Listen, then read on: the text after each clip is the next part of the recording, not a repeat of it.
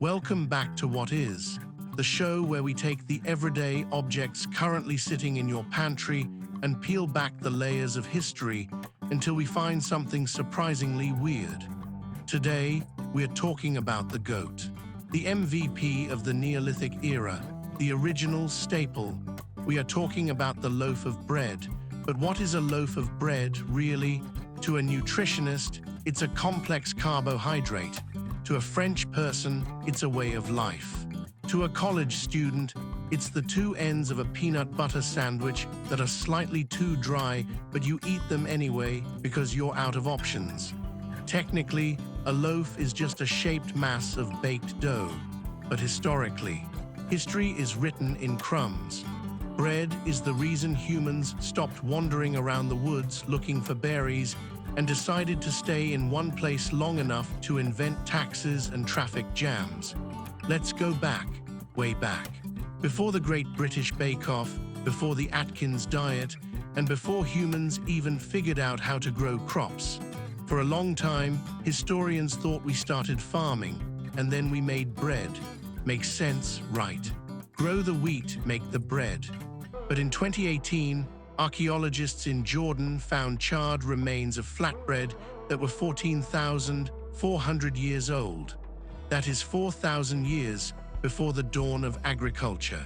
This means our ancestors were out there, in the wild, gathering tiny wild grains, grinding them with stones, mixing them with water, and baking them on hot rocks while they were still living in tents.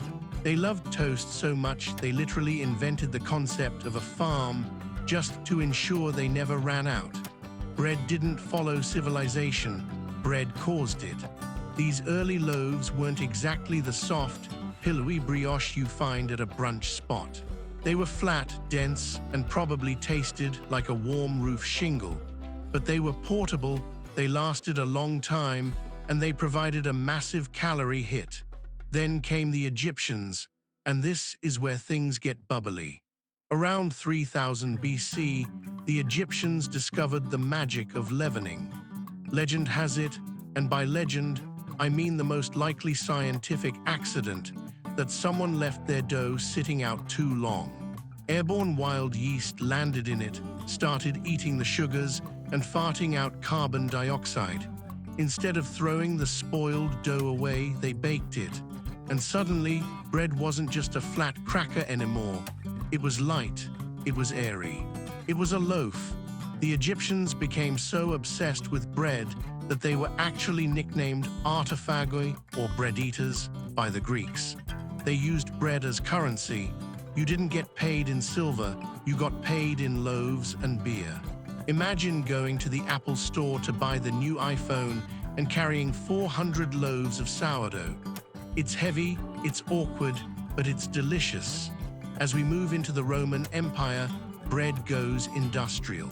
The Romans were the first to turn baking into a mass production machine.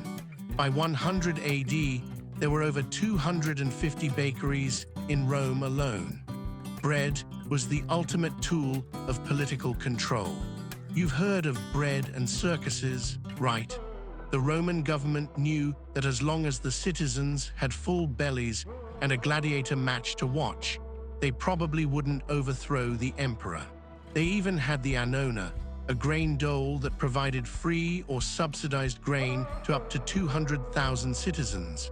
This is also where we see the first real bread snobbery. In Rome, the whiter your bread, the higher your status. If you were eating dark, whole grain bread, you were a peasant. If you were eating white, refined bread, you were a senator. Little did they know they were refining away all the vitamins, but hey, it looked great on a marble table. By the Middle Ages, bread was more than food. It was a legal minefield. Every town had its own laws regarding the weight and price of a loaf. This was called the assize of bread and ale. If you were a baker and you got caught selling a loaf that was too light, the penalties were, let's say, creative. You could be dragged through the streets on a hurdle with the light loaf tied around your neck. This is actually why we have a baker's dozen. Bakers were so terrified of being accused of cheating their customers that they would add a 13th loaf to every batch of 12 just to be safe. It wasn't out of the goodness of their hearts. It was out of the "I don't want to be pilloried today" of their hearts. But what about the loaf itself? In the medieval era, most people didn't even use plates. They used trenchers. A trencher was a large, stale piece of bread that you used as a bowl. You'd pour your stew onto it, the bread would soak up the juices, and at the end of the meal, you'd either eat the plate or give it to the poor. Zero waste, high carb. Now let's fast forward to the 18th and 19th centuries. The Industrial Revolution hits and bread gets weird. As cities grew, people stopped baking at home. They bought bread from commercial bakers. But to keep up with demand and keep prices low, some bakers started stretching their flour. They'd mix in things like alum, chalk, or even ground up bones to make the bread look whiter and heavier. If you've ever wondered why old fairy tales mention giants grinding bones to make bread, well, that's not just scary imagery. That was a Victorian consumer health crisis. Thankfully, by the late 1800s, food safety laws started to catch up.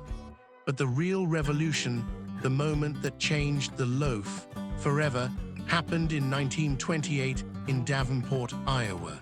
Meet Otto Roeder. Otto had a dream. He wanted to solve the greatest problem facing modern man, the inconvenience of having to use a knife. He invented the first automatic bread slicing machine. Bakers were actually skeptical at first. They thought sliced bread would go stale too fast or that people wouldn't care. But when the Chillicothe Baking Company sold the first loaf of clean-made sliced bread, it was an overnight sensation. This is where we get the phrase, "the greatest thing since sliced bread," which is a bit of an exaggeration, honestly. Sliced bread is great, but I'd put the internet or indoor plumbing slightly higher on the list. By the 1960s, bread moved into its final form, the supermarket loaf. In 1961, the Chorleywood bread process was developed in the UK.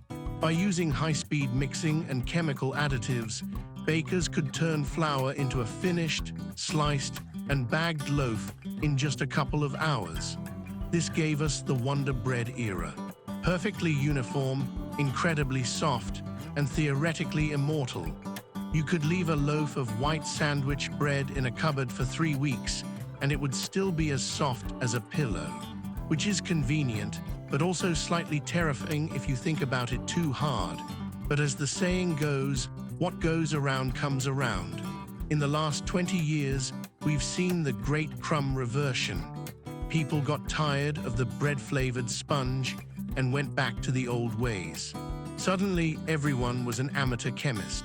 We started talking about hydration percentages and wild yeast starters. During 2020, it became a global law that you had to post a photo of your sourdough starter on Instagram or you weren't allowed to use the internet. We've returned to the artisanal loaf, the crunchy, oddly shaped. I spent 3 days on this bread that our ancestors would have recognized. So what have we learned? A loaf of bread is history you can eat. It's the original currency. It's the reason we have cities. It's a 14,000-year-old technology that we are still trying to perfect. Whether it's a baguette, a sourdough boule, a tortilla, or a simple slice of white toast, bread is the common denominator of the human experience. It's the simplest recipe in the world: flour, water, salt, and time, and yet it's the foundation of everything we've built. Thanks for watching this episode of What Is. If you enjoyed this deep dive into the dough, make sure to hit that like button. It really helps the channel rise. Subscribe and ring the notification bell so you never miss a slice of our history lessons. And tell us in the comments, what's your favorite type of bread? Are you a sourdough purist, or is there a secret place in your heart for a trashy grilled cheese on white bread? Let us know. We'll see you next time. Don't forget to stay curious.